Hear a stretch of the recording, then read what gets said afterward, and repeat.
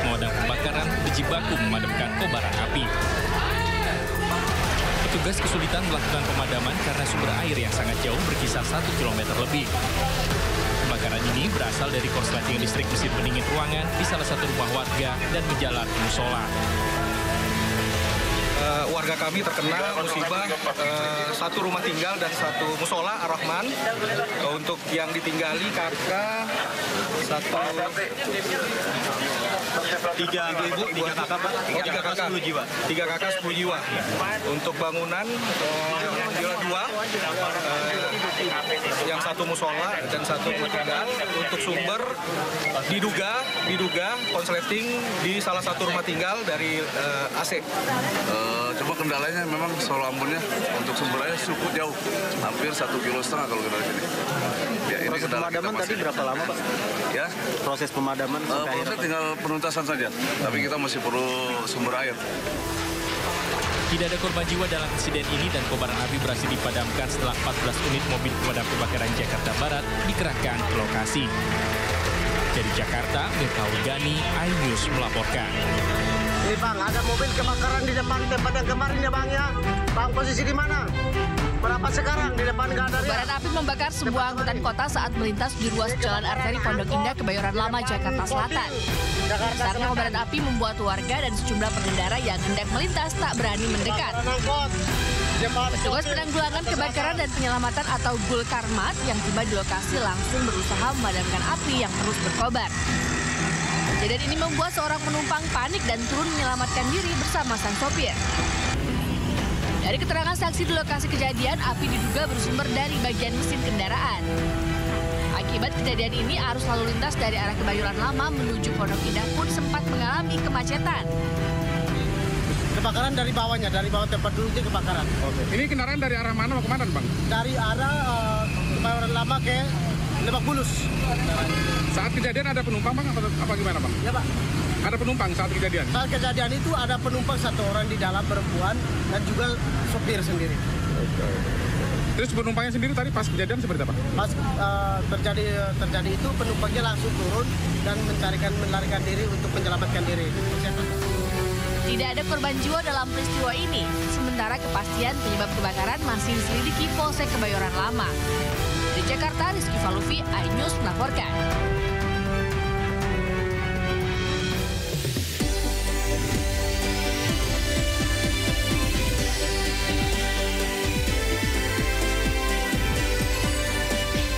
Viral di media sosial, pidato Menteri Perdagangan RI sekaligus Ketua Umum PAN Zulkifli Hasan yang diduga menistakan agama Islam. 2 pekan masa kampanye berjalan, pelanggaran pemasangan alat kampanye masih kerap terjadi.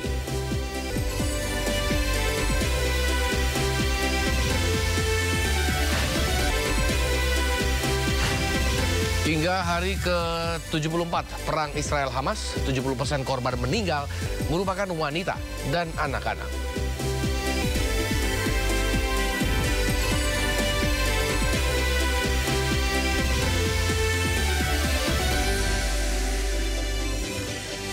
Ya, Polda Metro Jaya buka suara terkait viralnya rombongan pengendara motor yang melintas di ruas tol Jagorawi. Para pemotor mengaku merupakan iring-iringan pengantar jenazah istri Rizik Syihab yang dimakamkan di Megamendung, Bogor.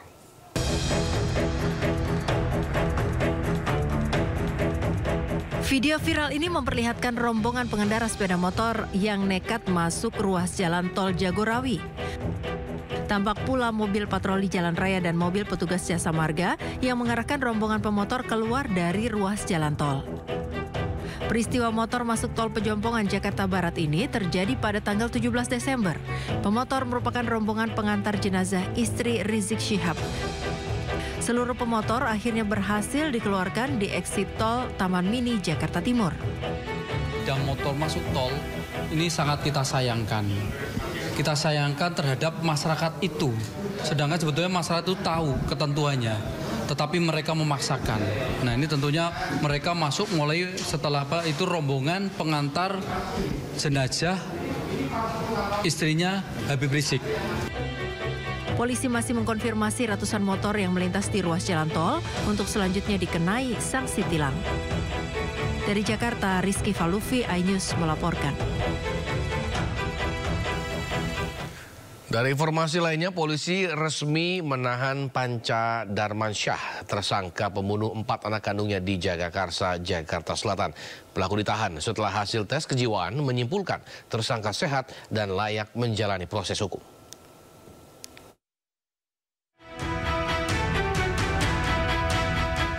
Panca Darmansyah, tersangka pembunuhan 4 anak kandung di Jagakarsa, Jakarta Selatan, digelandang polisi usai diperiksa kejiwaan selama 2 pekan. Tersangka dijemput dari Rumah Sakit Polri Kramat Jati, Jakarta Timur untuk diproses hukum. Ia pun segera dijebloskan ke ruang tahanan. Sebelumnya, hasil pemeriksaan dokter menyatakan tersangka yang berusia 40 tahun dinyatakan sehat secara fisik dan layak menjalani proses hukum.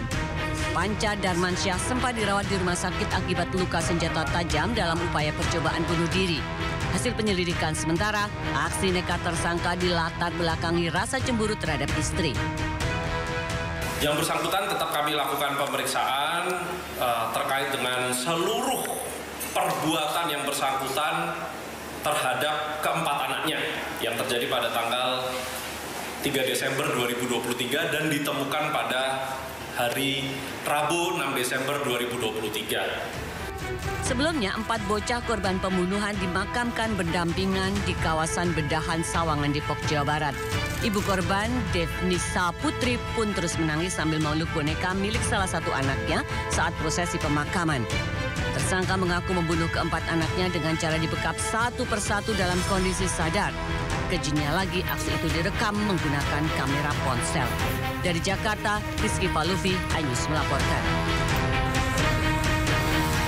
Ya, viral di media sosial pidato Menteri Perdagangan RI sekaligus Ketua Umum PAN Zulkifli Hasan yang diduga menistakan agama Islam. Video tersebut diambil saat Zulhas membuka acara Rakernas Asosiasi Pedagang Pasar Seluruh Indonesia di Semarang, Jawa Tengah. Zulhas mengungkapkan keheranannya terkait perubahan sikap saat pelaksanaan sholat berjamaah di beberapa wilayah menjelang pemilu 2024. Ia mengatakan tak ada lagi jemaah yang mengucap kata amin setelah imam membaca surat Al-Fatihah. Ketum dari salah satu partai pengusung paslon nomor urut 2 dalam Pilpres 2024 itu juga mengatakan ada masyarakat yang menggunakan 2 jari saat duduk tahiyat akhir.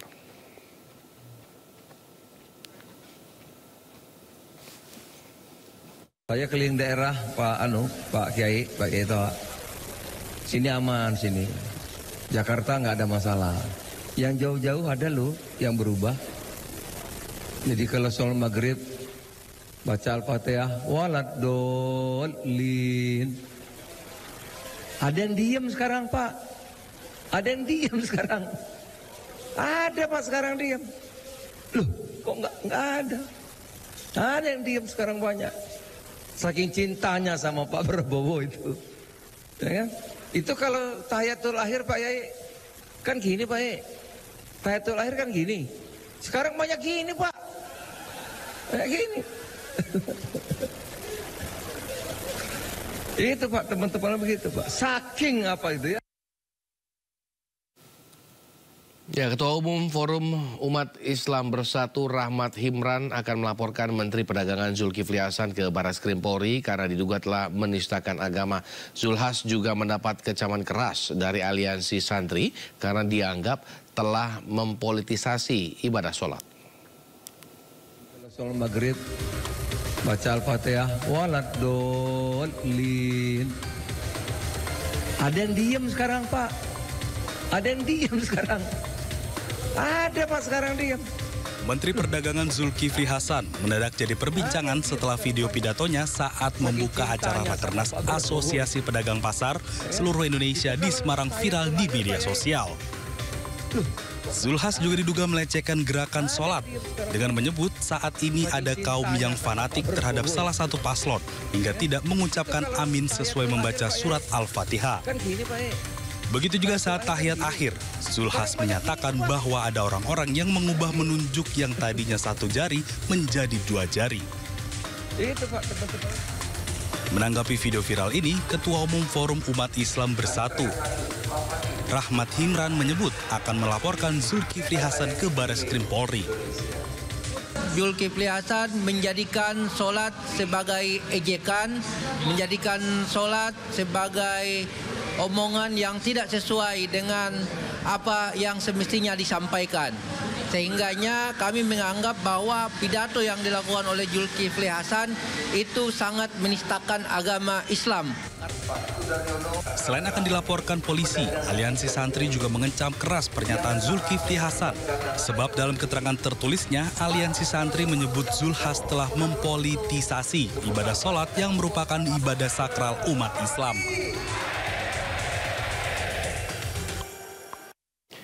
Ya, kecaman atas pernyataan Zulkifli Hasan yang diduga menistakan agama Islam semakin meluas. Mungkinkah kasus ini berakhir di pihak berwajib?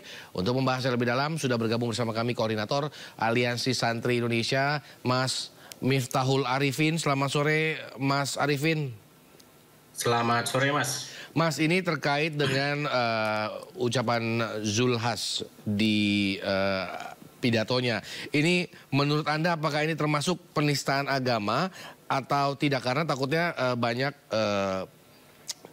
artikel yang mengatakan bahwa jangan dipotong-potong seperti itu. Bagaimana menurut Mas Arifin? Kalau saya melihat videonya itu yang beredar luas di media sosial, itu memang sudah masuk pada unsur penistaan sebenarnya, Mas. Oke. Karena diakui atau tidak, sholat itu tidak bisa dibawa ke ranah politik. Sholat ya sholat, politik begitu. Mau pendukungnya 01 ataupun 02 ataupun 03, tetap sholatnya begitu, tidak ada perubahan. Tahiyatnya tetap menggunakan satu jari. Kalau Al-Fatihahnya tetap nanti kalau ada waladhdallin itu tetap jawabnya amin. Tidak mungkin dirubah-rubah itu. Tidak boleh dibuat guyonan atau lelucon. Jadi ini sudah termasuk penistaan agama meskipun kalau memang digambarkan secara utuh bahwa banyak yang mengklarifikasi bahwa ini tidak termasuk penistaan agama. Begitu ya, Mas Arifin? Itu kan apa? Di situ sudah jelas di videonya bahwasanya saking cintanya sama Prabowo, saking cintanya dengan 02, sampai tahiyatnya yang begini satu berubah jadi 2. Itu kan merubah namanya. Artinya mempermainkan ibadah yang sakral ini dijadikan sebagai lelucon dan dijadikan sebagai dagelan politik. Tentu itu sudah masuk pada wilayah penistaan, Mas. Artinya kalau saya berharap itu hukum itu kan equal.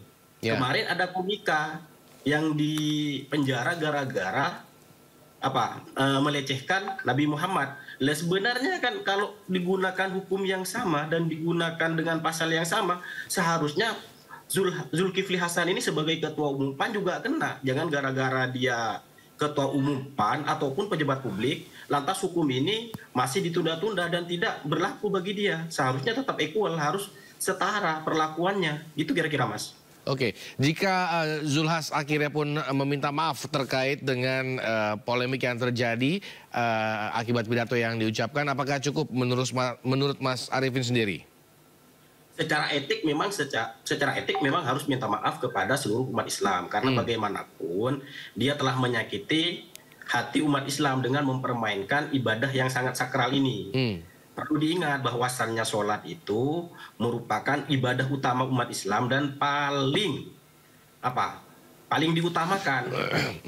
Tidak boleh dibuat main-main itu. Secara etik tetap harus minta maaf kepada publik, khususnya kepada umat Islam.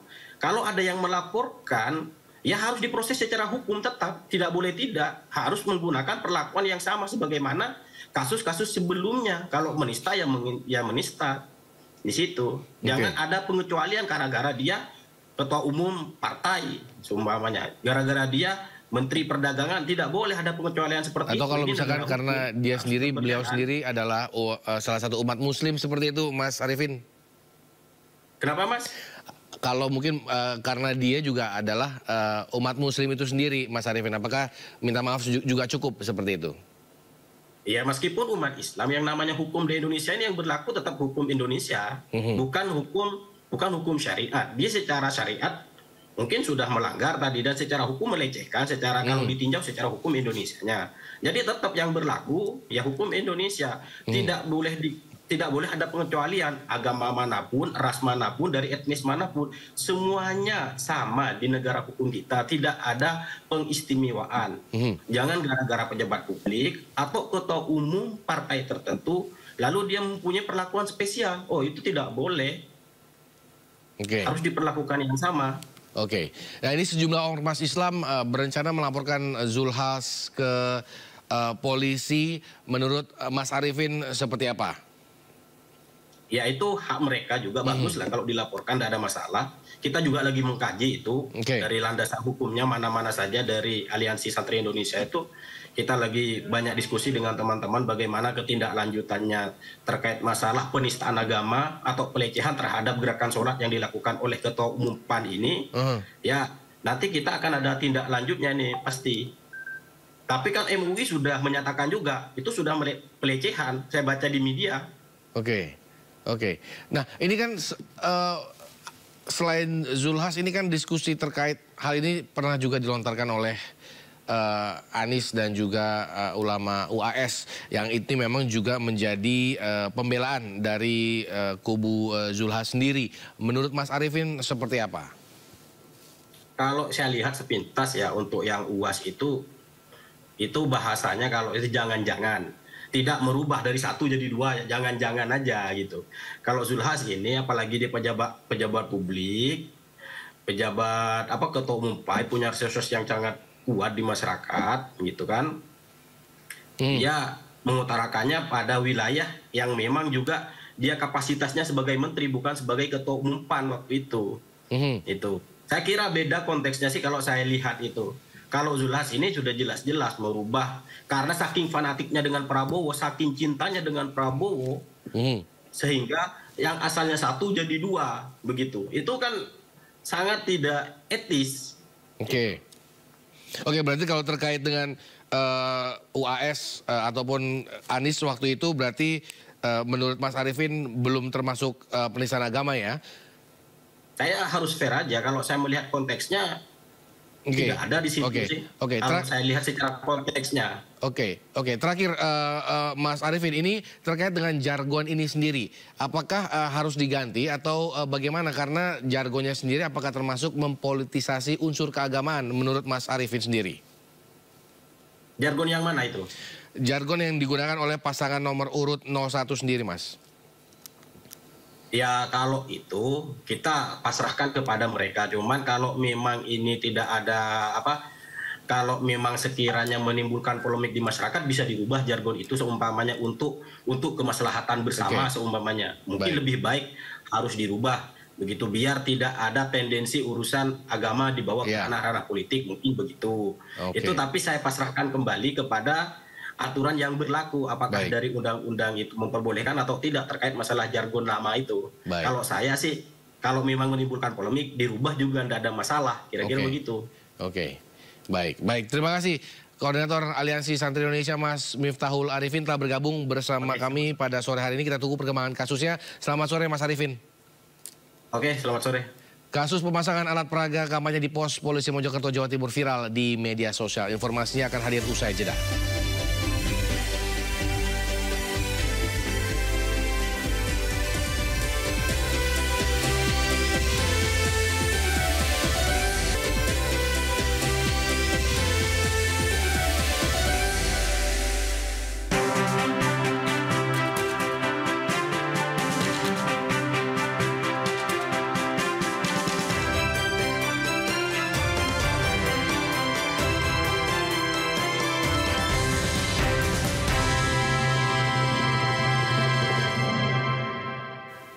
Terima kasih Anda masih bersama dengan kami, pemirsa. Kasus pemasangan alat peraga kampanye di pos polisi Mojokerto, Jawa Timur viral di media sosial.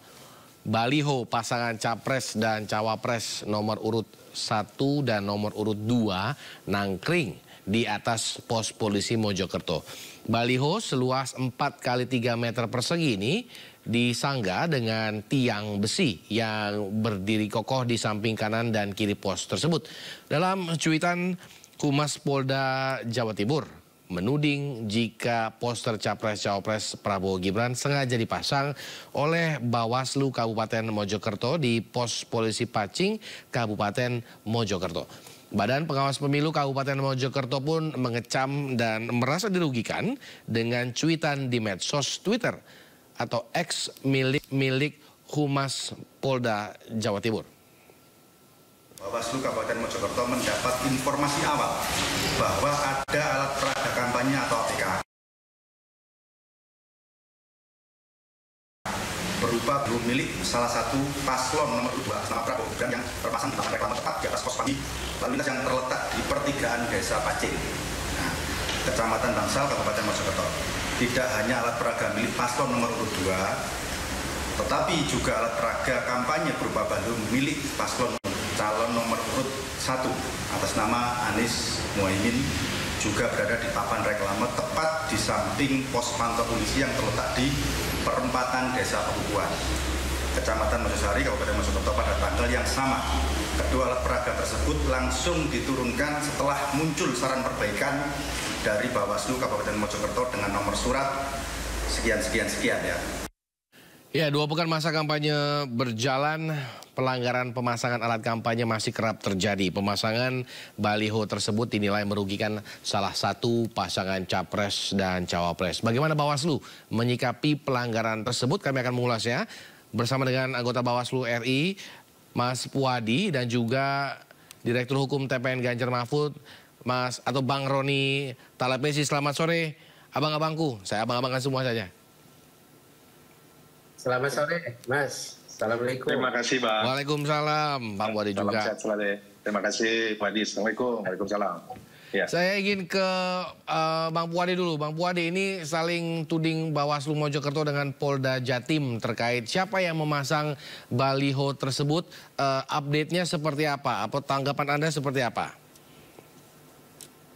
Ya, pertama saya perlu sampaikan nih terkait informasi yang beredar ya berkaitan tentang pemasangan APK. Ini kan sebetulnya pemasangan alat peraga kampanye ini kan telah diatur ya di dalam PKPU 15 tahun 2023 ya, yang yaitu di tempat yang diperbolehkan sesuai keputusan KPU. Selain itu juga kalau rujukannya PK 15 juga menentukan tempat dilarang ya. Seperti di fasilitas publik, nah ini tempat ibadah, tempat pendidikan, gedung milik pemerintah dan sebagainya. Hanya saja memang PKPU 15 2023 juga menentukan bahwa alat peraga kampanye yang tentunya ya terdiri dari reklame, kemudian ada spanduk dan atau juga umbul-umbul nih Mas. Yeah. Boleh juga dipasang pada tempat yang menjadi milik perseorangan atau badan swasta sepanjang sepanjang mendapatkan izin dari pemilik tempat ya. Nah, dalam konteks kasus Mojokerto, tempat pemasangan APK ini sebenarnya merupakan milik badan swasta nih. Ini harus diketahui. Hanya saja berada di fasilitas pemerintah yaitu pos polisi. Nah sehingga sifatnya menjadi terlarang gitu kan.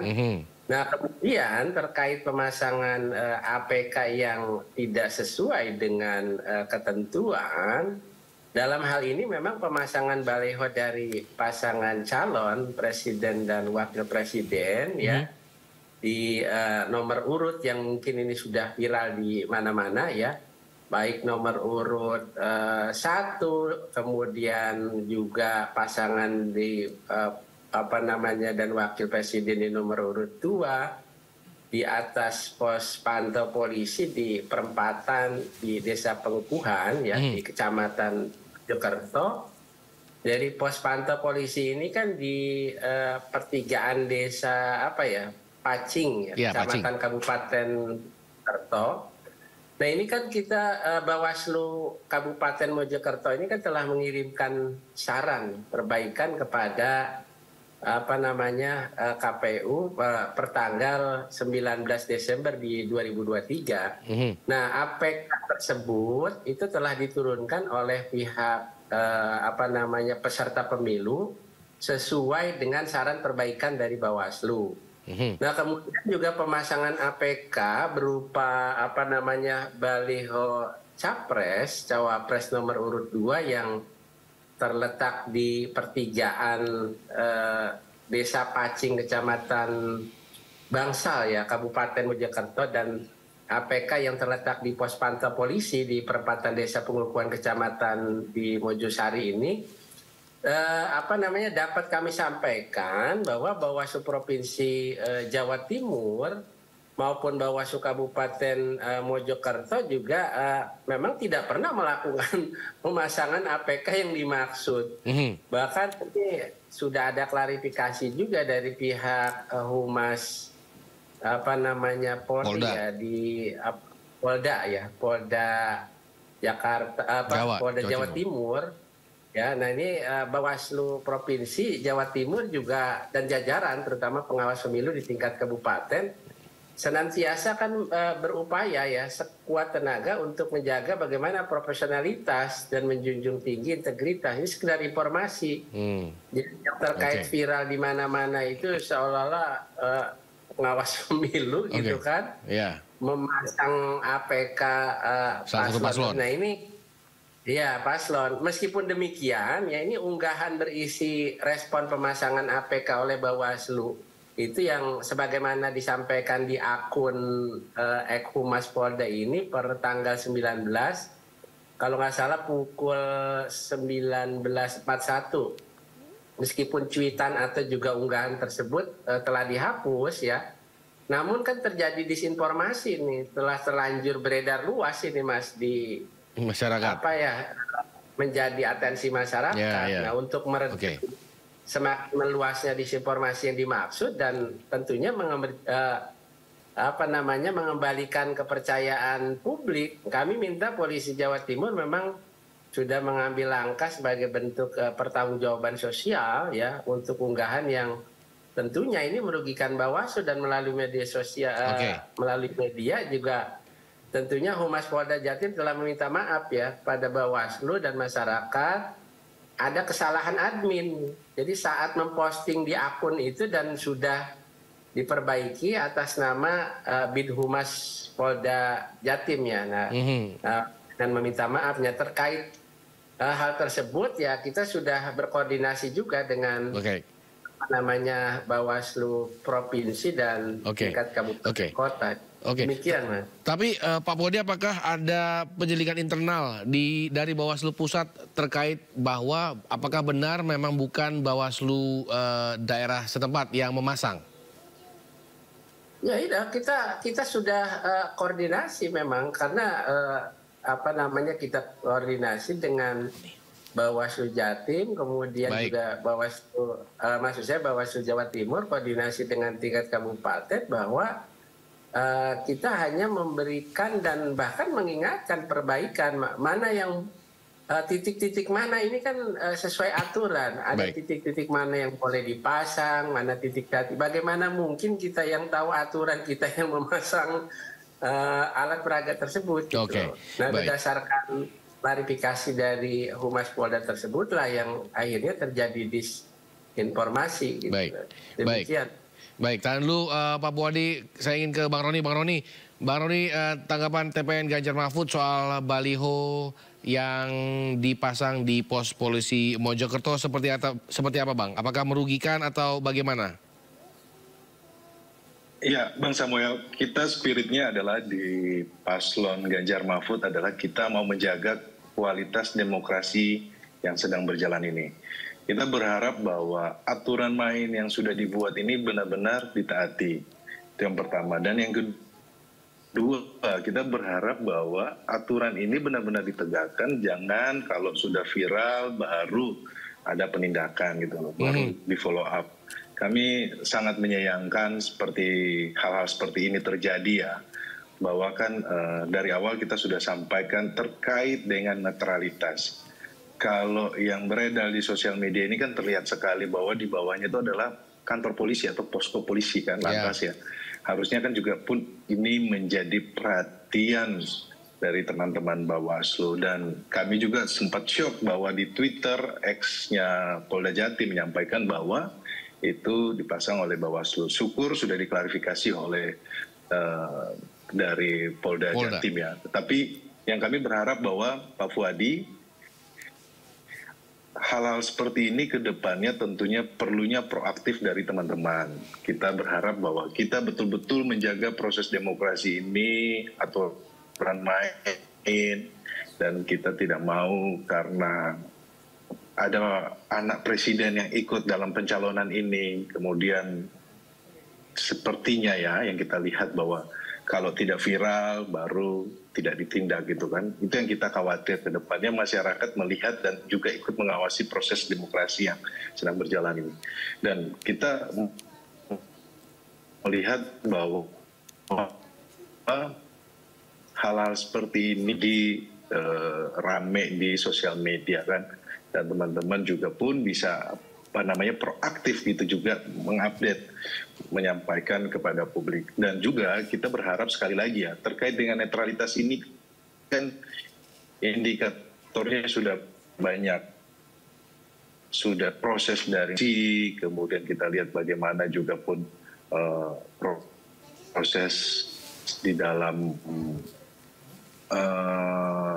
kemarin yang soal ada ini pembubaran pertandingan voli, kemudian ada foto Pak Ganjar, Pak Mahfud juga pun dibakar yang ada di Sulawesi. Kemudian pun kemarin ketika Pak Mahfud datang ke Banten, kemudian ada pencopotan juga spanduk-spanduk kita. Nah, kita tidak mau hal-hal seperti ini terjadi, dan dari kami adalah terpenting Pak Mahfud atau Pak Ganjar, Pak Mahfud menjaga kualitas demokrasi ini supaya publik bisa melihat bahwa ini sesuai dengan aturan main. Seperti itu Pak Samuel. Oke, Bang Puadi, ini terkait dengan statement dari Bang Roni, apakah ada respon? Lalu saya ingin bertanya, ini ada informasi terkait dengan baliho juga atau mungkin spanduk kali ya, salah satu Cawapres yang terpasang di Rumah Sakit Bayangkara Serang, Banten. Apakah sudah ada update terkait hal tersebut, Pak Puadi? Ya, jadi kita mekanismenya ini harus diatur ya, walaupun memang Bawaslu tetap melakukan proses upaya-upaya pencegahan, menghimbau dan tetap melakukan sosialisasi. Saya kira mungkin Bung Roni juga sudah tahu lah, peserta pemilu juga sudah terinfo dan tersosialisasi berkaitan tentang PKPU 15 tahun 2023. Kita memang harus memastikan bahwa PKPU tersebut tetap harus ditegakkan, gitu kan? Dalam upaya-upaya pencegahan kita melakukan sosialisasi. Nah ini kan kalau berkaitan tentang mekanisme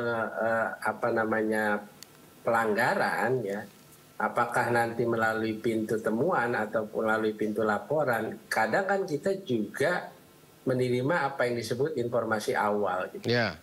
Artinya bukan karena faktor viral ini saja. Ini kan sebetulnya cuma hanya salah satu informasi yang terjadi di Kabupaten Mojokerto.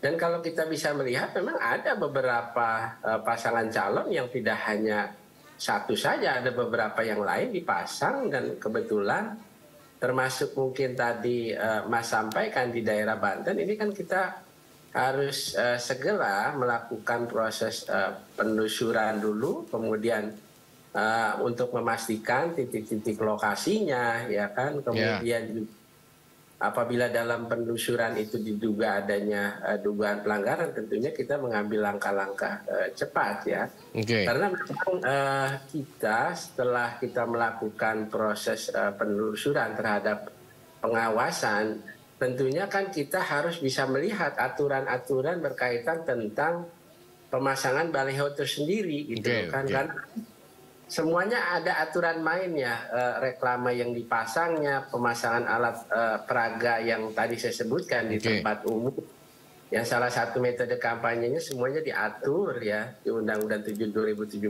di pasal 275. Nah, ada informasi awal yang datang dari manapun, termasuk dari media atau dari kapanpun, karena memang bukan berarti karena keterbatasan SDM di pengawas pemilu, tetapi paling tidak, misalkan ada hal yang serupa, ya kejadian ini kan sebetulnya tidak hanya di satu wilayah. Nah ini kita langsung cepat informasikan, oh benar bahwa informasi itu ada di di lokasinya lah, valid lah seperti itu maksudnya ya? Ya, di lokasi yang tidak pas untuk dipasang dan sebagainya. Nah ini informasi di Tenggarang pun tetap masih dalam proses penelusuran. Kalau memang betul itu faktanya di lapangan, di tempat yang tentunya dilarang atau berkaitan tentang fasilitas pemerintah, ya kita harus segera melakukan perbaikan dan masukan, termasuk juga berkoordinasi ya dengan pihak Satpol PP untuk melakukan penurunan alat peraga kampanye tersebut. Oke.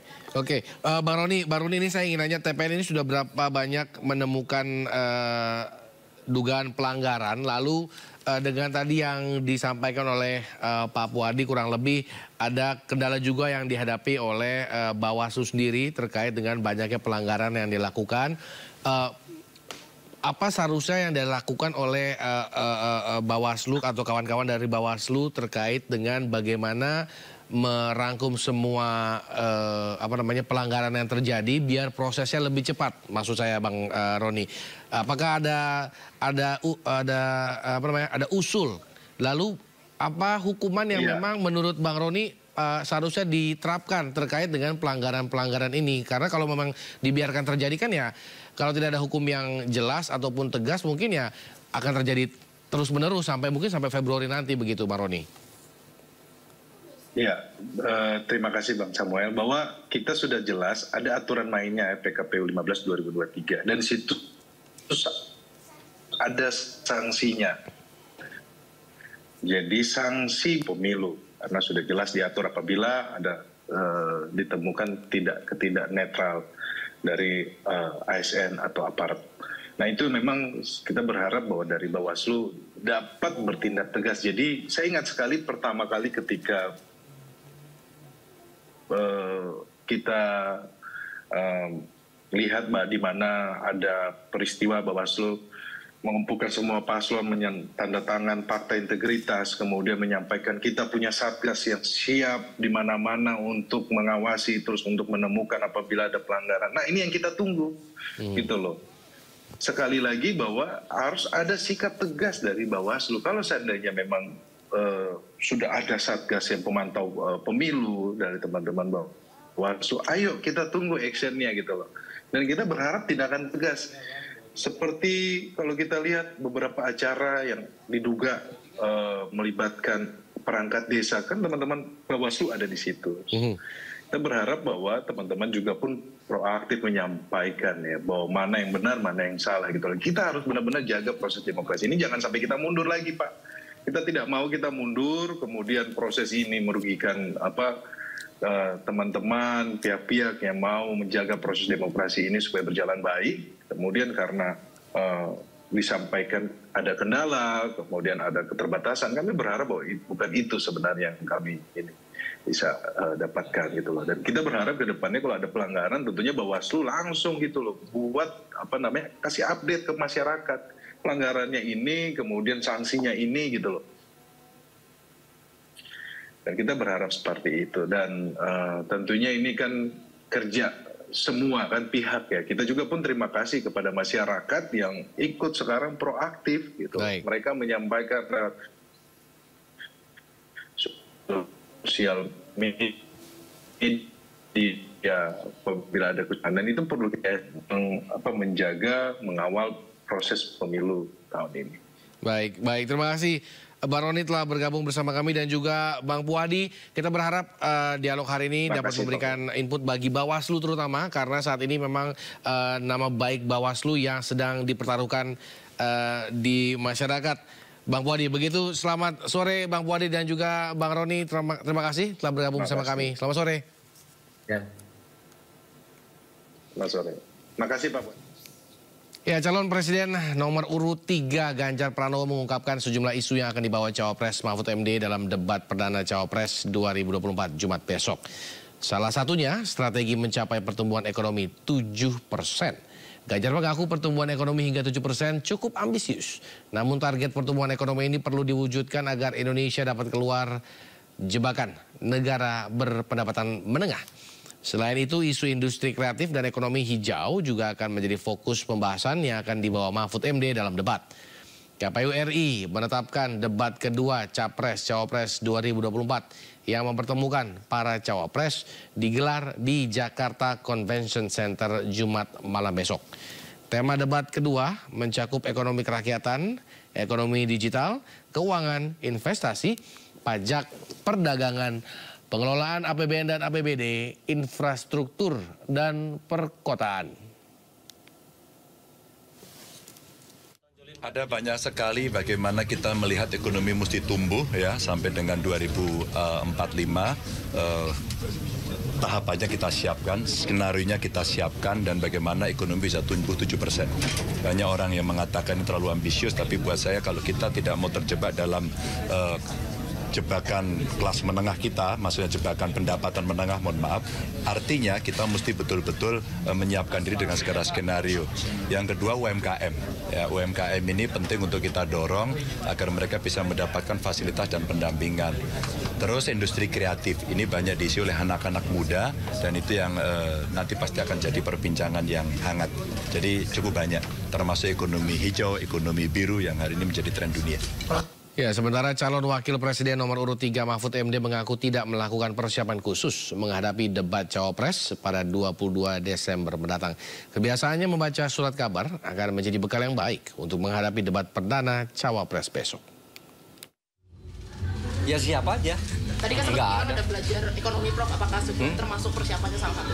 Iya, baca-baca soal ekonomi gitu kan, baca di koran tiap hari ada gitu. Tidak harus khusus membaca gitu di koran. Oh ini bicara apa nih? Oh ini infrastruktur, oh ini ekonomi, oh ini soal suku bunga, ini soal inflasi. Itu kan tiap hari ada di koran. Itu aja. Nanti kan akan menghadapi Mas Gibran yang latar belakangnya pengusaha dan besok temanya ekonomi digital dan sebagainya. Pak Mahfud melihat Mas Gibran sosok yang gimana untuk debat besok? Nggak tahu saya. Nanti mau saya lihat. Soal ekonomi ini kan. Pokoknya saya siap, saya nggak harus tahu dia sosok bagaimana. Tadi katanya Mas Darman, Mas Gibran punya keunggulan tersendiri dibandingkan dengan Cawapres. Ya mungkin aja. Udah nyiapin pertanyaan soal food estate, Prof? Nggak penting. Pertanyaannya spontan aja. Wah, 100% siap. Di masa kampanye, Siti Atikoh, istri calon presiden nomor urut 3 Ganjar Pranowo, menikmati keindahan kota Surabaya dengan melakukan kegiatan melaku-melaku nang tunjungan hingga berjoget salam 3 jari di atas panggung.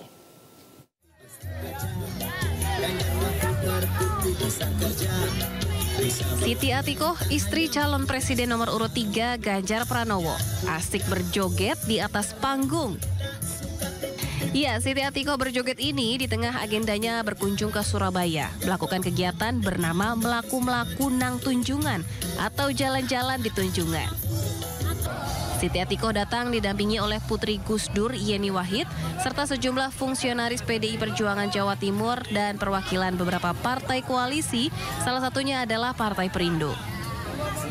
Saat menyusuri jalan Tunjungan, Siti Atikoh menarik perhatian warga yang berkerumun ingin berfoto, bersalaman, hingga cipika-cipiki. Nggak terasa capek karena ketemu saudara-saudara di Surabaya. Banyak anak-anak kreatif, ada juga tadi orang tua yang bermusik luar biasa dan anak-anak muda yang luar biasa.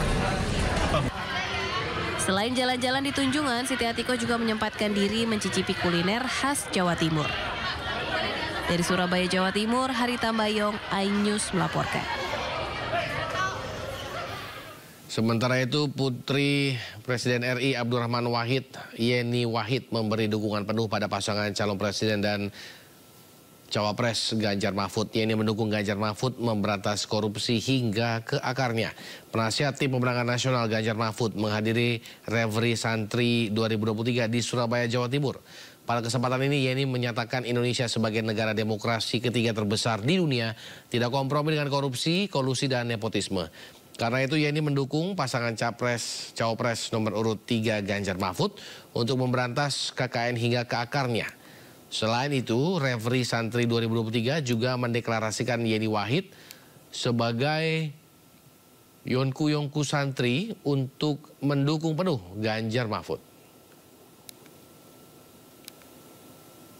Sekarang ada 2 kandidat yang dari kalangan santri, itu ya. Tapi cari kandidat dari kalangan santri yang dekat dengan Gus Dur dulu. Ya, jangan yang malah pernah mengkudeta atau juga ngikutin Gus Dur. Cari yang dekat dengan Gus Dur. Kenapa?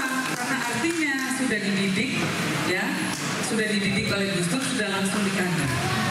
Kenapa di sini saya membantu Pak Mahfud? Karena saya ngerti dulu langsung dikader oleh Gus Dur, terutama untuk Calon Presiden nomor urut 2 Prabowo Subianto bersilaturahmi bersama ratusan masyarakat Tionghoa di Pademangan, Jakarta Utara. Kehadiran Prabowo untuk menerima dukungan dari Aliansi Tionghoa Indonesia dalam Pilpres 2024. Ratusan warga yang tergabung dalam Aliansi Tionghoa Indonesia di Jakarta bersilaturahmi bersama calon presiden nomor urut 2 Prabowo Subianto. Silaturahmi digelar di Jakarta dihadiri ratusan simpatisan dari Aliansi Tionghoa dan beberapa petinggi partai pendukung. Aliansi Tionghoa Indonesia memberikan dukungan kepada Prabowo dan Gibran karena memiliki visi misi yang sama dan dianggap sebagai simbol persatuan. Rasa terima kasih disampaikan Prabowo atas dukungan masyarakat Tionghoa yang ada di Jakarta terhadap dirinya. Saya ingin sampaikan rasa terima kasih saya, rasa hormat saya bahwa saya hari ini menerima dukungan dari saudara-saudara dari Aliansi Tionghoa Indonesia. Saudara-saudara, inilah bagian dari demokrasi kita. Selain dari Aliansi Tionghoa Indonesia, dukungan juga diberikan alumni aktivis Cipayung dan kelompok pemuda alumnus UGM di Yogyakarta. Dukungan ribuan dari pemuda Yogyakarta ini dianggap mampu memberi peluang kemenangan Prabowo dengan meraih 54% suara pemuda. Untuk kedepannya, keputusan Presiden dan Wakil Presiden di 2024 itu ada di tangan para pemuda.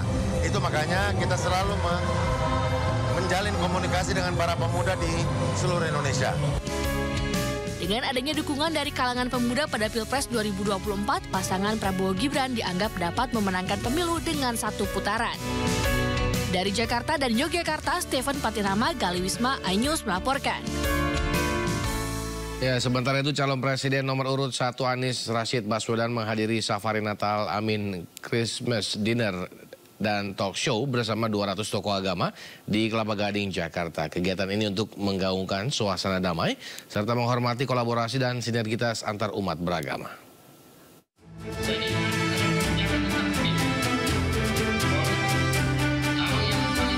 Mantan Gubernur DKI Jakarta sekaligus Capres nomor urut 1, Anies Baswedan kembali melanjutkan safari politiknya.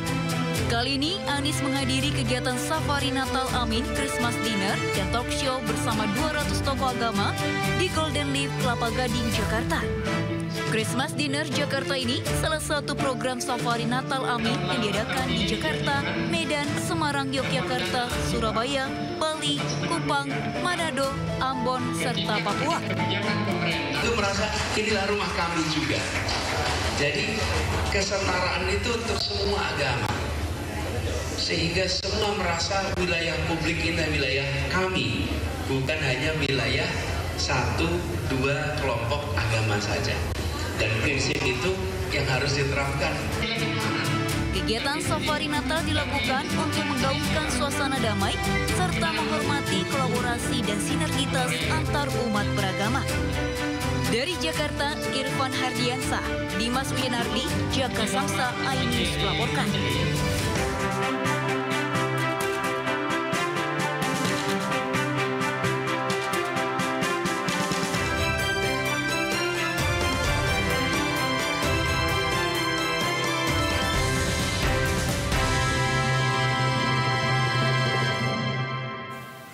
Bertemu nelayan dan warga Marunda, Jakarta, Cawapres Partai Perindo Mahfud MD berjanji akan menjadikan Indonesia sebagai negara maritim yang kuat. Informasinya akan hadir bersama rekan saya, Herjuno Syaputra. Tetaplah di Sindu Sore.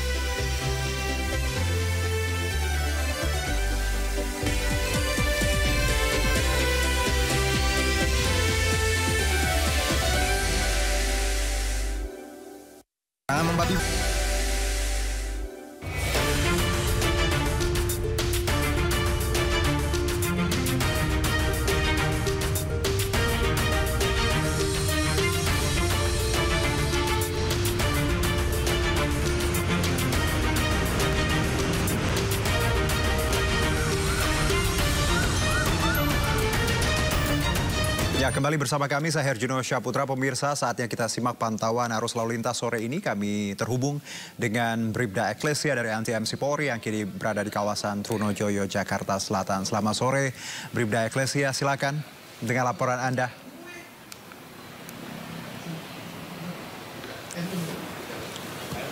Baik, terima kasih Juno dan selamat sore pemirsa. Bersama kami dari NTMC Korlantas Polri akan menginformasikan situasi arus lalu lintas di beberapa titik melalui pantauan kami saat ini.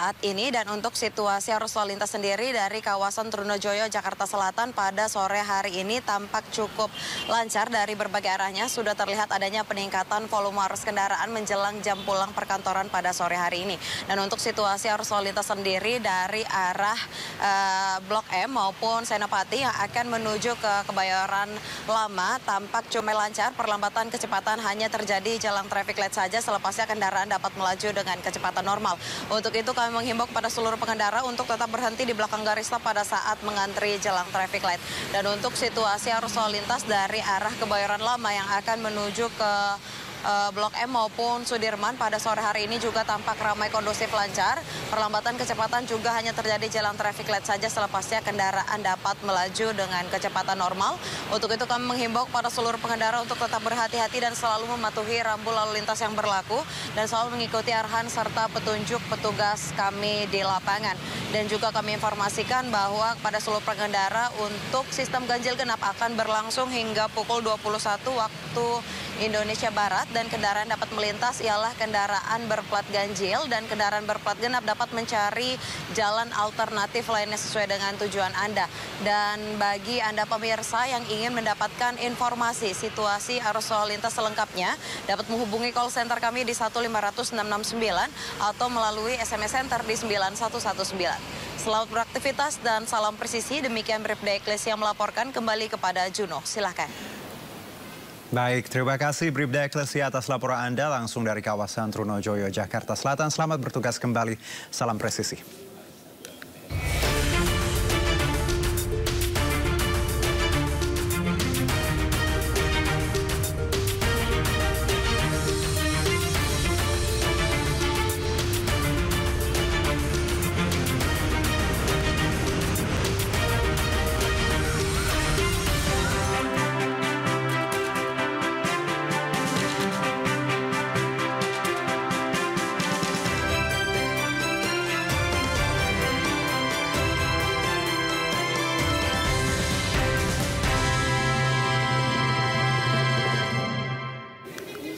Istri Capres Ganjar Pranowo, Siti Atiko, bersilaturahmi dengan warga di Desa Gadingwatu, Kabupaten Gresik, Jawa Timur.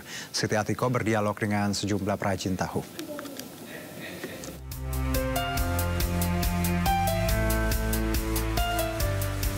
Istri Capres Ganjar Pranowo, Siti Atiko, mengunjungi perajin tahu di Desa Gadingwatu, Kecamatan Menganti, Kabupaten Gresik, Jawa Timur.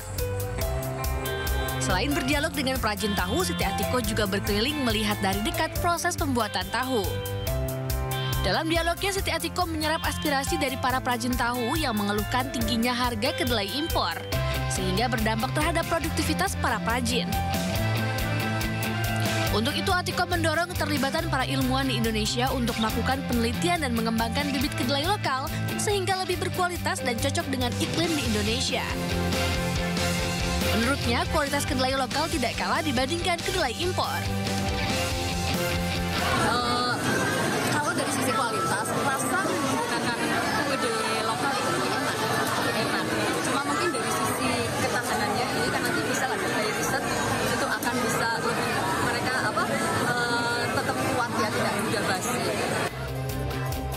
Di kota santri Gresik, rombongan Siti Atiko mendapat sambutan antusias warga dan ratusan simpatisan dari Gresik dan Surabaya. Para pendukung yang didominasi ibu-ibu rela berdesak-desakan berebut bersuah foto dengan Siti Atiko. Dari Gresik, Jawa Timur, Agus Ismanto, iNews melaporkan.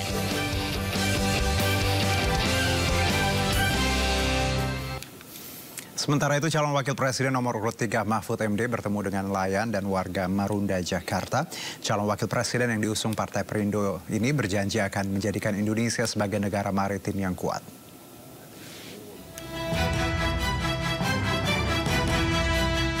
Calon wakil presiden nomor urut 3 Mahfud MD Rabu siang mendatangi kawasan pesisir utara Jakarta dengan naik perahu. Kedatangannya disambut oleh warga dan nelayan yang berada di lokasi. Selama berada di pesisir utara Jakarta, Mahfud MD berdiskusi dengan kelompok nelayan yang tergabung dalam Rumah Demokrasi Nelayan atau Raden.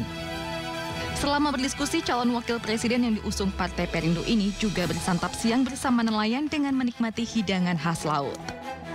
Dalam diskusinya, Mahfud MD menegaskan bahwa pasangan calon presiden dan wakil presiden nomor urut 3 akan menjadikan Indonesia sebagai negara maritim yang kuat baik dalam hal pertahanan maupun ekonomi. Cocok dengan program maritim. Kami akan membuat menuju negara maritim yang demokratis. Membangun maritim itu dari sudut budaya dan dari sudut kekayaan alam. Sehingga menjadi ekonomi maritim dan budaya maritim yang kita bangun. Apa tuh budaya maritim? Budaya maritim itu budaya demokratis tetapi gotong royong. Di momen ini, Mahfud MD juga menandatangani dan menerima usulan dari kelompok nelayan yang berisi harapan para nelayan. Dari Jakarta, Stephen Patimana, Andri Setiawan, iNews melaporkan. Ya, pemirsa, pasangan Capres-Cawapres Ganjar Mahfud berulang kali menekankan bahwa menciptakan iklim kemudahan berusaha adalah tanggung jawab pemerintah untuk membuka sebanyak mungkin lapangan kerja. Di sisi lain, para pengusaha menyepakati kepastian hukum adalah solusi terpenting dalam menciptakan iklim investasi. Dan kami akan mengulasnya bersama ekonom senior Bapak Peter Abdullah. Selamat sore, Pak Peter. Selamat sore, Mas Yudo. Ya, sehat ya, Pak? Alhamdulillah sehat, Mas Yudo. Alhamdulillah. Kita bicara mengenai bagaimana penciptaan lapangan kerja, hubungannya juga dengan iklim investasi dan kepastian hukum. Bagaimana Anda melihat ini, Pak? Ya, ini sebenarnya program yang sudah diusung oleh pemerintahan Jokowi cukup lama. Ya. Sejak awal pemerintahan Jokowi, ya, tahun 2014 ketika beliau terpilih, beliau langsung mengeluarkan berbagai paket kebijakan dalam upaya untuk meningkatkan kemudahan berusaha, ya, ease of doing business. Ya. Beberapa paket pada waktu itu kalau nggak salah 6-7 paket kebijakan yang kemudian pada periode kedua itu kemudian diperkuat dengan mengeluarkan Undang-Undang Cipta Kerja. Ya. Nah, memang hasilnya belum serta-merta ya kita rasakan, ya, karena memang untuk memperbaiki kemudahan berusaha ini, ease of doing business ini tidak cukup hanya dengan mengeluarkan berbagai paket kebijakan, tetapi juga harus menyelesaikan berbagai permasalahan lainnya, ya, seperti yang tadi disebutkan permasalahan hukum, ya kita memang belum tuntas melakukan reformasi hukum, yang melakukan perbaikan penguatan hukum, dan kemudian juga kita masih menghadapi permasalahan di sektor keuangan, berbagai anomali di sektor keuangan masih terjadi. Salah satunya adalah suku bunga yang tinggi yang menyebabkan tidak mudahnya bagi dunia usaha untuk mendapatkan permodalan.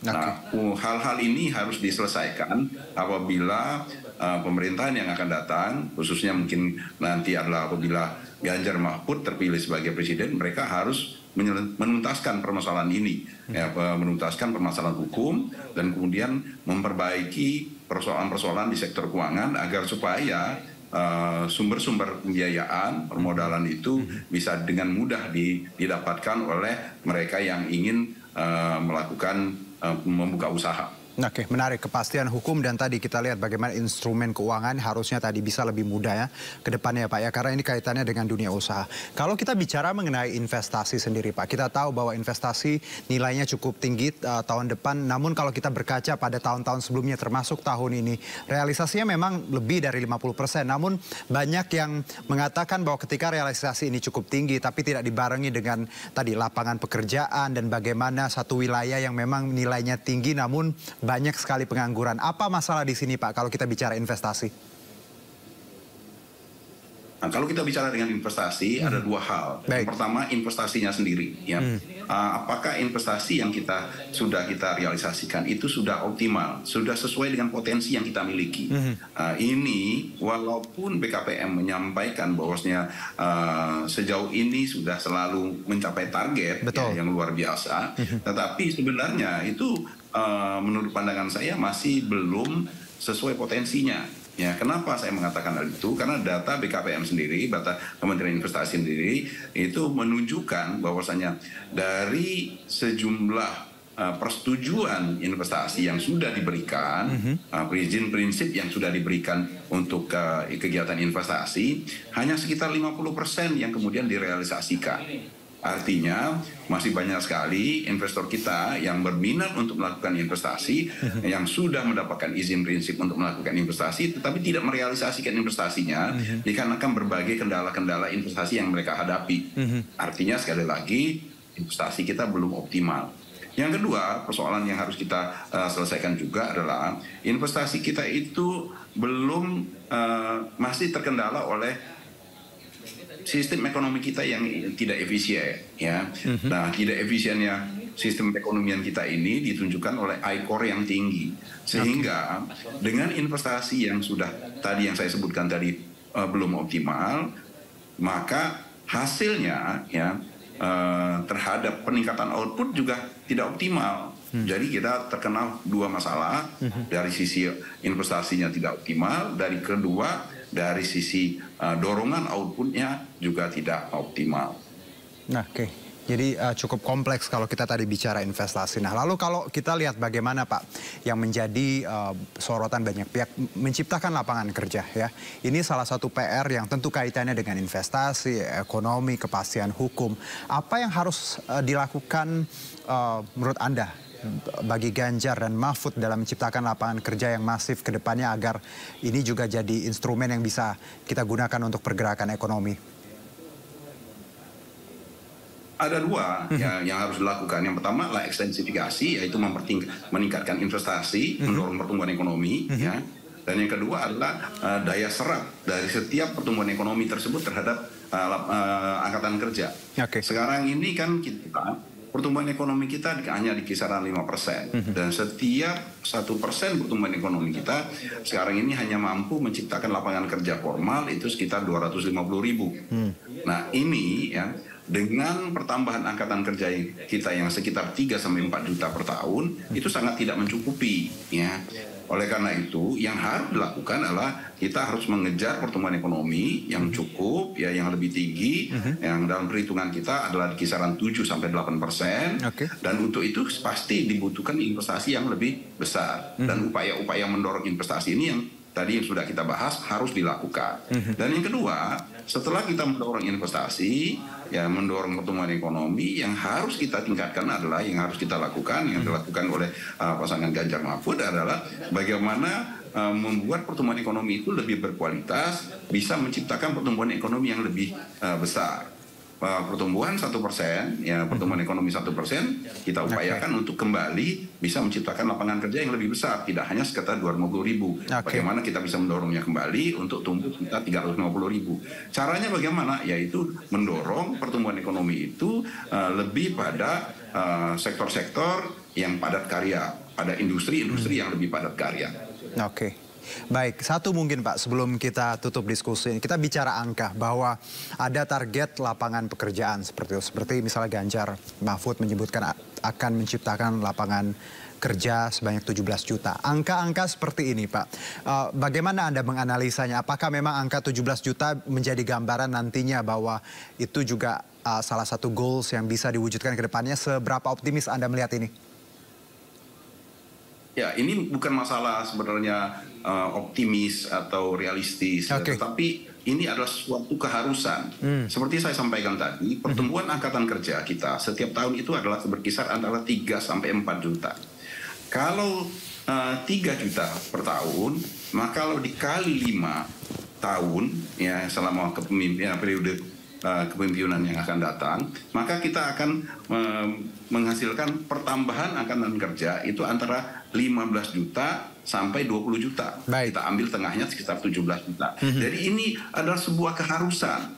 Kita bukan bicara tentang realistis atau kemampuan kita untuk realisasi, tapi ini adalah sebuah keharusan, dan oleh karena itu semua ya terutama pasangan Ganjar Mahfud harus melakukan segala sesuatu agar supaya itu bisa terjadi.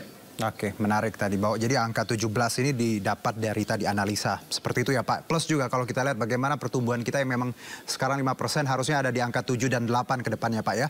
Semoga kita nanti angka-angkanya semua dapat kita capai tentunya karena semangatnya tadi ekonomi yang inklusif dan untuk Indonesia pastinya. Terima kasih Pak Peter Abdullah atas waktunya dan juga insight-nya. Selamat beraktivitas kembali Pak. Salam sehat Pak. Salam sehat. Baik, kita lanjutkan pemirsa. 1 hari jelang debat calon wakil presiden, sejumlah persiapan telah dilakukan KPU di Jakarta Convention Center. Untuk mengetahui informasi persiapan jelang debat, berikut laporan Else Casey dari Jakarta Convention Center. Pemirsa, jelang debat cawapres yang akan dilakukan pada Jumat 21 Desember mendatang, rencananya KPU akan melakukan perubahan lokasi yang sebelumnya dilakukan di gedung KPU Jakarta, kini akan dilaksanakan di Assembly Hall Jakarta Convention Center. Menurut informasi yang kami dapatkan, format debat akan tetap terdiri dari 6 segmen sama seperti debat sebelumnya, namun akan terdapat perbedaan layout lokasi di mana sebelumnya cawapres tidak mendapatkan podium, kini akan disediakan podium bagi masing-masing cawapres akan disediakan oleh pihak KPU. Dan menurut pantauan kami memang belum terdapat persiapan yang cukup berarti. Kami hanya melihat ada beberapa kru yang keluar masuk dari ruangan JCC untuk melakukan persiapan seperti stage dan juga persiapan ruangan.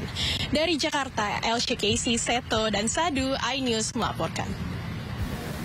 Sementara itu ratusan penyandang disabilitas di Bandung, Jawa Barat keluhkan fasilitas akses ke tempat pemungutan suara yang dianggap kerap menyulitkan.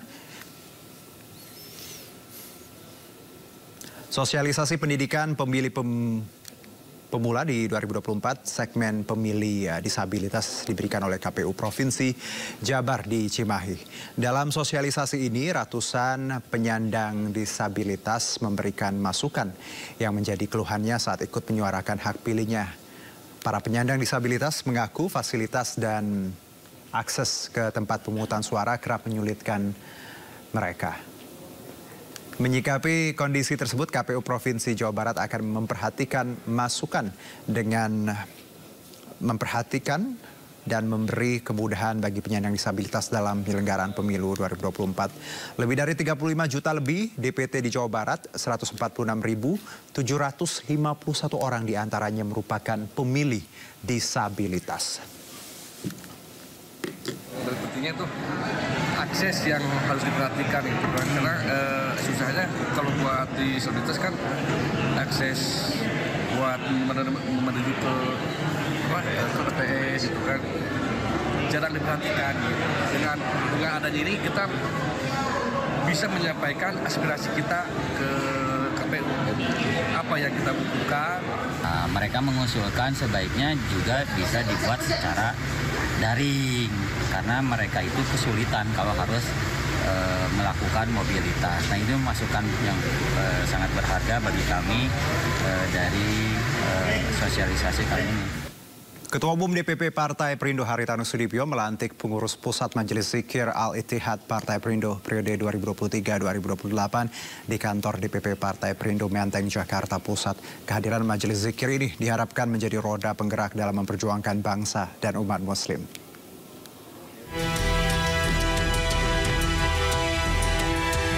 Sebanyak 20.000 lebih pemilih pemula dari jumlah 100.045 orang termasuk di kalangan anak sekolah SMA dan sederajat ternyata belum terdaftar di KPUD Majalengka. Untuk meningkatkan angka partisipasi pemilih pemula, Pemkab Majalengka melalui Dinas Kependudukan menyisir sekolah dan melakukan perekaman seperti di SMK Negeri 1 Majalengka, khususnya 783 anak didik kelas 3. Jadi angka partisipasi kita di Majalengka akan terus kita coba tingkatkan karena tadi ya bahwa mereka silahkan menggunakan hak pilih karena pemilih berdaulat maka negara ke depan juga akan menjadi kuat. Perekaman KTP bagi anak sekolah negeri dan swasta di Majalengka dilakukan secara serentak di lingkungan pendidikan. Dari Majalengka, Jawa Barat, Muhammad Zeni Johadi, iNews melaporkan.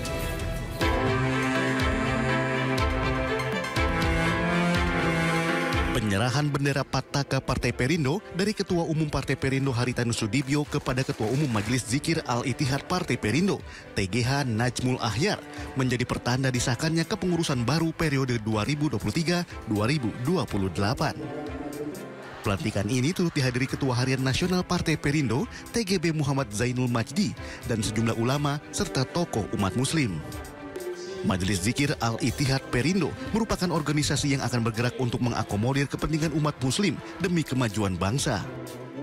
Saya barusan melantik pengurus DPP Majelis Zikir Al-Ittihad Perindo, merupakan bagian daripada saya Perindo yang khusus untuk bergerak, berjuang demi kebaikan bangsa dan negara tentunya, tapi khususnya umat Muslim yang terkait dengan pondok pesantren dan stakeholdernya untuk periode 2023 dan 2028. Pertama-tama saya ingin menegaskan bahwa terbentuknya Majelis Zikir Al-Ittihad Partai Perindo ini adalah merupakan langkah partai untuk menegaskan bahwa Perindo ini adalah merupakan partai nasionalis religius.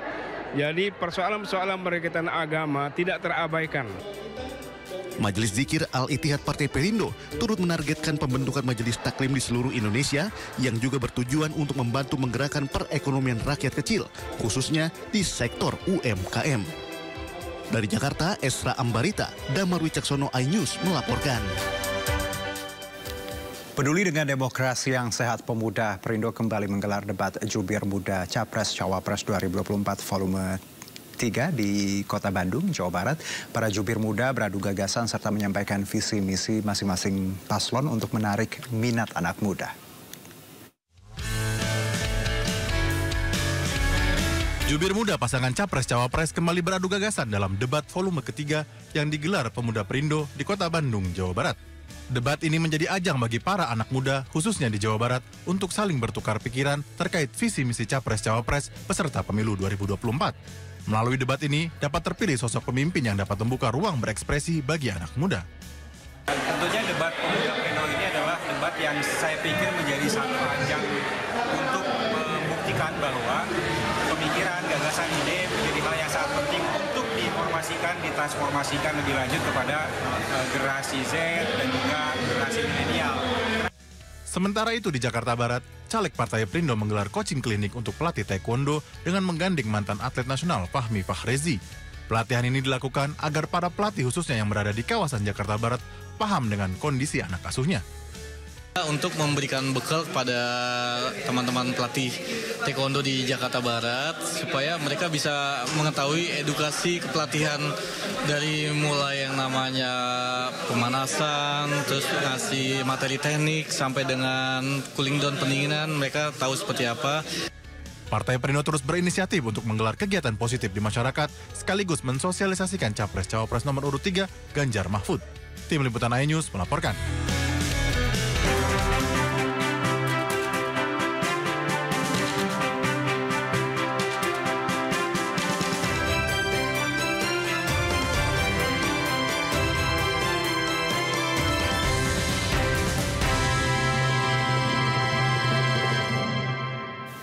Sebanyak 1,4 juta tiket atau 50% dari total tiket yang disediakan PT KAI untuk momen libur Natal dan Tahun Baru 2024 telah ludes terjual. Tetap bersama kami.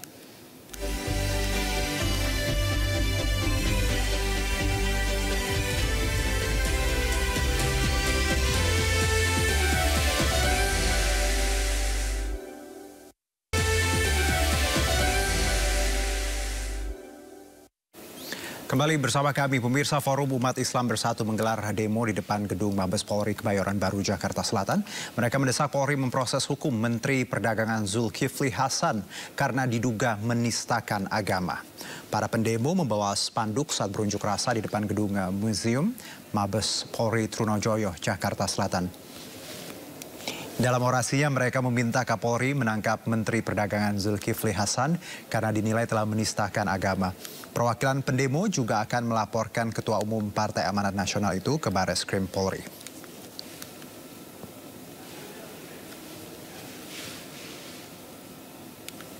Ya, Ketua Umum Forum Umat Islam Bersatu Rahmat Himron akan melaporkan Menteri Perdagangan Zulkifli Hasan ke Barreskrim Polri karena diduga telah menistakan agama. Zulhas juga mendapat kecaman keras dari aliansi santri karena dianggap telah mempolitisasi ibadah sholat. Kalau sholat maghrib, baca Al-Fatihah, waladolin. Ada yang diem sekarang, Pak. Ada yang diem sekarang. Ada Pak sekarang diam. Menteri Perdagangan Zulkifli Hasan mendadak jadi perbincangan setelah video pidatonya saat membuka acara Rakernas Asosiasi Pedagang Pasar seluruh Indonesia di Semarang viral di media sosial. Zulhas juga diduga melecehkan gerakan sholat dengan menyebut saat ini ada kaum yang fanatik terhadap salah satu paslon hingga tidak mengucapkan amin sesuai membaca surat Al-Fatihah.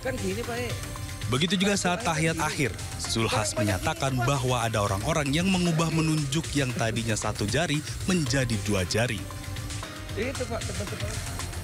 Menanggapi video viral ini, Ketua Umum Forum Umat Islam Bersatu, Rahmat Himron menyebut akan melaporkan Zulkifli Hasan ke Barreskrim Polri.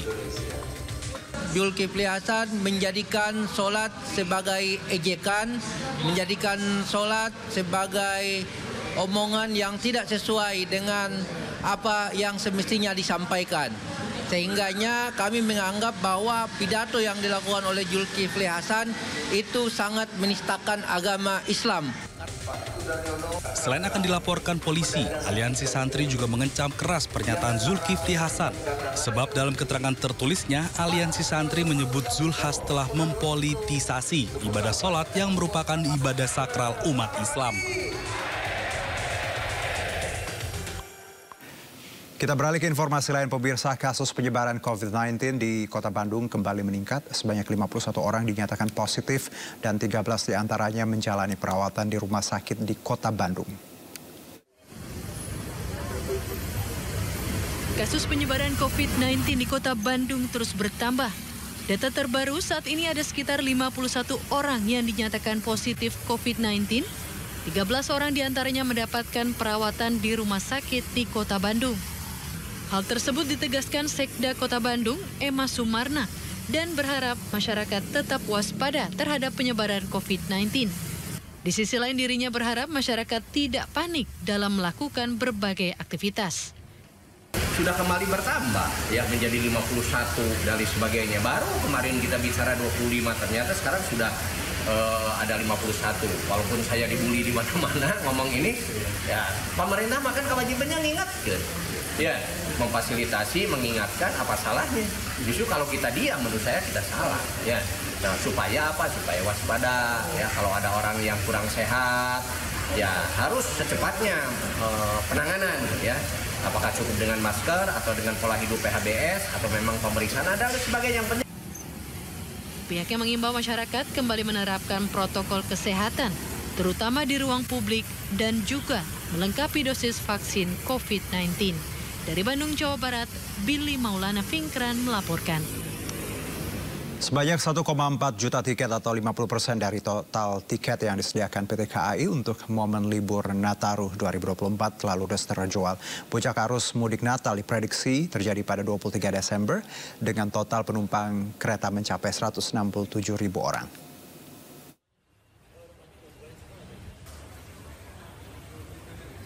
Mendekati Hari Raya Natal dan Tahun Baru 2024, tiket kereta api mulai diserbu masyarakat. Dari 2,8 juta tiket kereta api yang disediakan selama momen masa libur Nataru, sebanyak 1,4 juta tiket kereta api atau 50%-nya telah terjual hingga Rabu siang. Total tiket yang kami sediakan itu ada 2,8 juta tiket. Dan sampai dengan hari ini sudah terjual sekitar 1,4 juta tiket atau 50% dari tiket yang kami sediakan. Meliputi kereta api jarak jauh, menengah, dan lokal. Tujuan favorit di masa libur Nataru ini yaitu dari Pasar Senen menuju Surabaya Pasar Turi, dari Pasar Senen menuju ke Purwosari, dan dari Pasar Senen menuju ke Lempuyangan, serta dari Gambir menuju Yogyakarta dan Gambir menuju Semarang. PT KAI memprediksi puncak arus mudik Natal akan terjadi pada 23 Desember dengan total penumpang kereta mencapai 167.000 orang.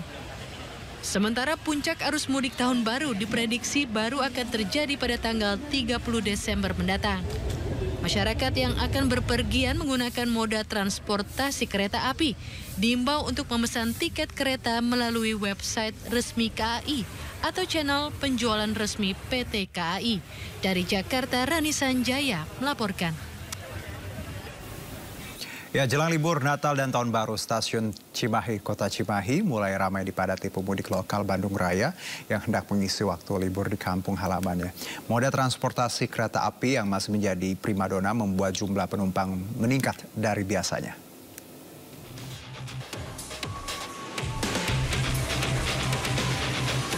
Ratusan calon penumpang memadati stasiun Cimahi, Kota Cimahi, Jawa Barat. Mereka merupakan pemudik lokal dari Bandung Raya yang akan mengisi waktu libur Natal dan Tahun Baru ke kampung halamannya.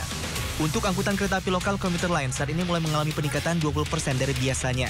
Tercatat jumlah penumpang yang biasanya rata-rata 1.500 menjadi 1.800 penumpang per hari. Khusus kereta lokal komuter lain Bandung Raya pada momen libur Natal dan Tahun Baru tidak ada penambahan, baik dari kuota tiket maupun rangkaian kereta. Jadi untuk komuter lain tidak ada tambahan, perlu kami sampaikan penjualan tiket komuter lain di stasiun hanya melayani untuk penumpang lansia, sisanya pakai akses by KAI. Diprediksi puncak kepadatan penumpang akan terjadi pada 3 hari jelang Natal. Dari Kota Cimahi, Jawa Barat, Yuwono Wahyu, iNews melaporkan.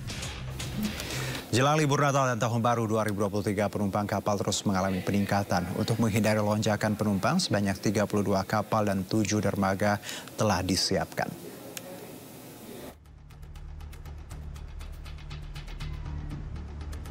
Kepadatan penumpang sudah mulai terlihat di area parkir dermaga eksekutif Pelabuhan Merak di H-6 libur Natal dan Tahun Baru. Kendaraan pribadi yang akan menyeberang nampak menunggu kedatangan kapal. Sejumlah persiapan telah dilakukan, salah satunya dengan mengoperasikan 32 kapal dengan 7 dermaga, yakni 6 dermaga reguler dan 1 dermaga eksekutif. Kita mengoperasikan semua dermaga, ada 7 dermaga, 1 dermaga eksekutif dan 6 dermaga reguler, semua dalam keadaan siap. Dan di buffer zone ada di buffer zone rest area 43 dan 68, di sana juga kita siapkan posko untuk screening tiket sebelum masuk di pelabuhan.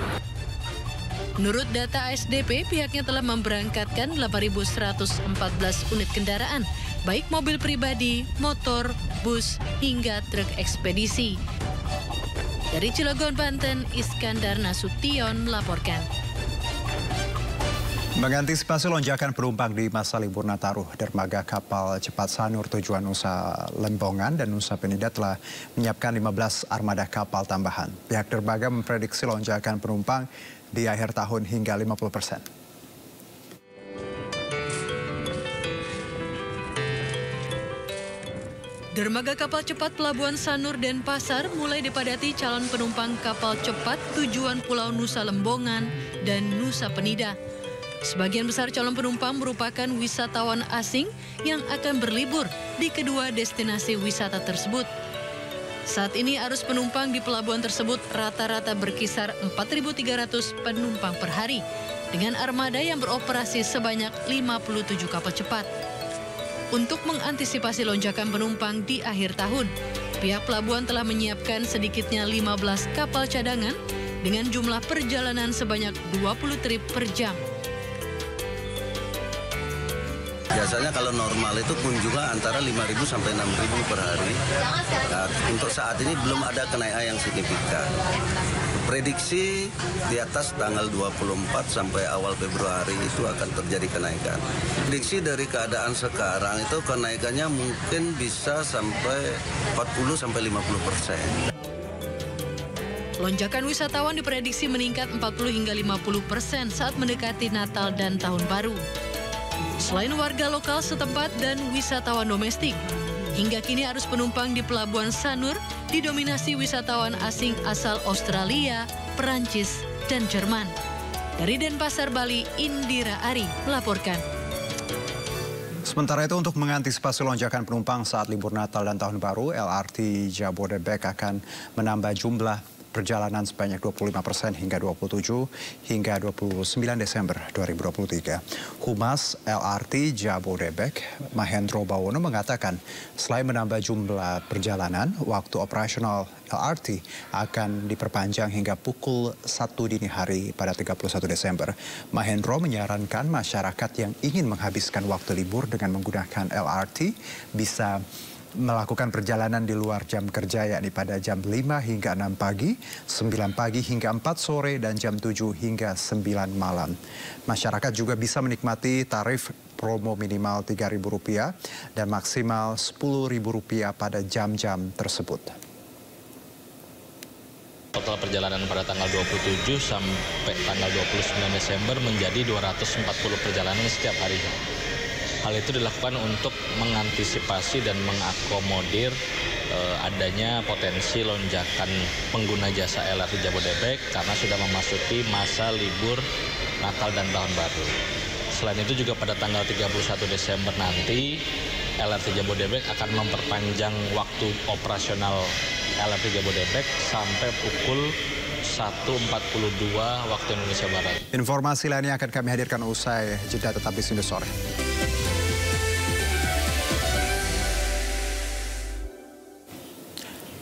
Kembali bersama kami selama hampir 2 jam menemani Anda. Berikut rangkuman 3 berita utama yang kami sajikan dalam Sini Sore.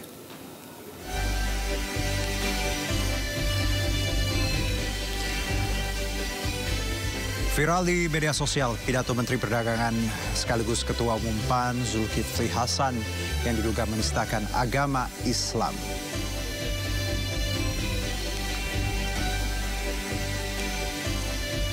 Dua pekan masa kampanye berjalan, pelanggaran pemasangan alat kampanye masih kerap terjadi. Pemirsa, MNC Group menggelar iNews Media Group Forum Town Hall Meeting bersama Executive Chairman MNC Group, Haritanu Sudibyo. Acara ini untuk memperkuat redaksi agar semakin solid, tajam, dan memiliki satu tujuan, yakni pemberitaan yang akurat, cepat, dan terpercaya dengan menjunjung tinggi nilai-nilai demokrasi.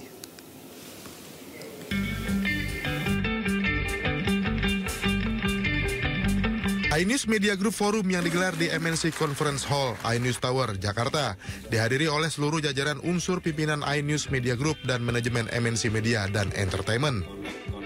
Agenda utama kegiatan ini untuk mendengarkan arahan dari Eksekutif Chairman MNC Group, Haritanu Sudibyo, sekaligus berdiskusi terkait perkembangan era digital serta integritas yang harus dimiliki setiap karyawan di redaksi dan news development MNC Media. Terkait dengan integritas, ya, saya mengatakan kepada mereka semua ini adalah bagian daripada MNC. Saya minta tegak lurusnya di MNC. Saya tidak pernah melihat ini orangnya A, orangnya B, orangnya C. Sepanjang tegak lurusnya ke MNC Group, ya saya melihatnya mereka adalah bagian daripada MNC Group. Nggak usah khawatir dengan berita ini, berita itu. Ya, ini untuk tujuannya supaya memperkuat persatuan, kesatuan di dalam tubuh MNC Group, khususnya di redaksi. iNews Media Group Forum diharapkan dapat menjadi langkah baik untuk semakin memperkuat kekompakan dan mempertebal semangat dan kreativitas seluruh jajaran redaksi dalam memproduksi karya jurnalistik. Dari Jakarta, Megalatu Fakih Satrio, iNews melaporkan. Wakil Menteri Pariwisata dan Ekonomi Kreatif Angela Tanu Sudibyo menghadiri penyuluhan stunting dan pemeriksaan kesehatan bagi masyarakat yang digelar bersama MNC Peduli di Surabaya, Jawa Timur. Kehadiran Angela ini menunjukkan komitmennya dalam pencegahan dan penanganan stunting.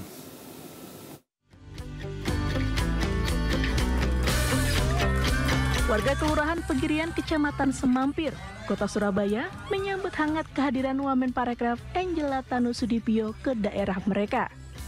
Angela hadir untuk melihat langsung pemeriksaan kesehatan gratis serta memberikan penyuluhan stunting bagi masyarakat. Dalam kegiatan yang digelar bekerja sama dengan MNC Peduli ini, Angela mengajak para ibu menjaga kesehatan keluarga dengan menjaga pola makan dan berolahraga, serta menjaga kebersihan lingkungan.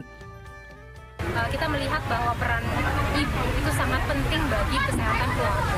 Nah, kesehatan keluarga adalah fondasi untuk keluarga itu bisa sejahtera. Nah, maka itu kita penting sekali hadir dalam acara ini untuk menyemangati ibunya dan terus menginspirasi ibu-ibu untuk bisa terus menjaga diri sendiri, kesehatan diri sendiri, tapi juga menjaga kesehatan keluarga mereka. Kita mengadakan bakti sosial dengan mengadakan tes kesehatan gratis, kemudian ada penyuluhan tentang stunting juga. Dan alhamdulillah wilayah kita juga stuntingnya sudah bagus, zero, nggak ada stuntingnya. Di momen Hari Ibu, Angela memberi apresiasi bunga mawar bagi para ibu yang berusia di atas 60 tahun atas baktinya sebagai seorang ibu. Tidak hanya itu, Angela juga membagikan telur sebagai makanan tambahan, obat dan vitamin untuk masyarakat. Dari Surabaya, Jawa Timur, Sony Hermawan, iNews melaporkan. Sindo sore hari ini mewakili kerabat kerja yang bertugas, saya Herjuno Syaputra undur diri. Terima kasih, sampai jumpa.